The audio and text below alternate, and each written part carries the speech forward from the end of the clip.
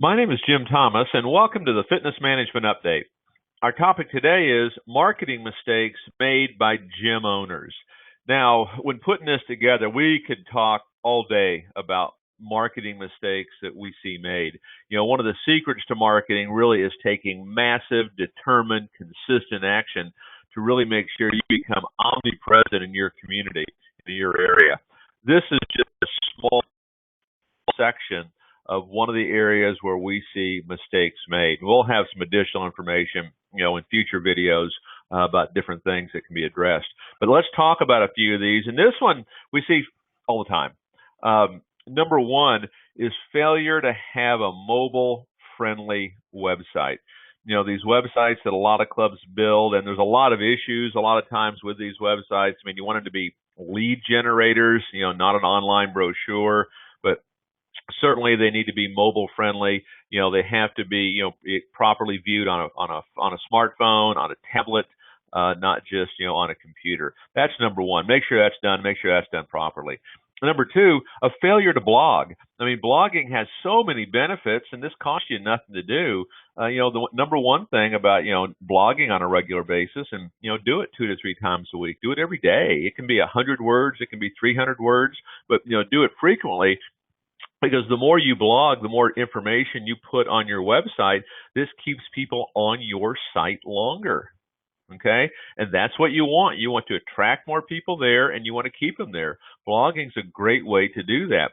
The other thing about blogging, we see this all the time with our site, is other companies, they're out looking for content and looking for information they can repurpose perhaps on their site, and they're going to contact you on articles and blogs that you wrote, and they're going to say, hey, can we post this on our site? And now you're getting additional, exposure, to other audiences. Number three, a failure to leverage, social networks. We're talking about Facebook, we're talking about Twitter, we're talking about YouTube, we're talking about Google Plus, we're talking about LinkedIn, we're talking about Pinterest, all of this. And, we'll talk to folks and we'll say, hey, are you using social media? And yes, great. What are you doing? Well, we're doing Facebook. Okay, great. How often do you post? We post, every we'll put something out there. And the truth is you're not leveraging that at all. I mean, your average post on this stuff with Twitter and Facebook, maybe 4 to 6% of your followers are actually seeing that. You need to have, really, numerous posts, going throughout the day on all mediums. And the best way to look at social media, I think, is, compare this, think about in your area, the busiest street corners, 1, 2, and 3, the busiest street corners. What if you had a billboard on the busiest street corners in your area, and it had your name, your picture, your phone number, your information, and every day thousands and thousands of cars are driving by those billboards? Would that have value? Sure it would. Look at social media the same way. Build up your followers, build up your likes, build up your subscribers, and then start pushing content out frequently, knowing that only 4 to 6% of the people are seeing each post. You need 15, 20 posts a day in most cases to get people to really to see this information. If you do this, you're going to get results. Next is a failure to build a list of subscribers. And, you can promote this on your website, on social media, but you want to get subscribers. You want people that are, want to see your information, every month, every week, however you're doing it. You're putting out newsletters, marketing materials, and you're building this database. But make sure you get that list of subscribers. This costs you nothing to do. And then finally is the failure to understand sales psychology. And here's what I mean by that. Here's what your members buy.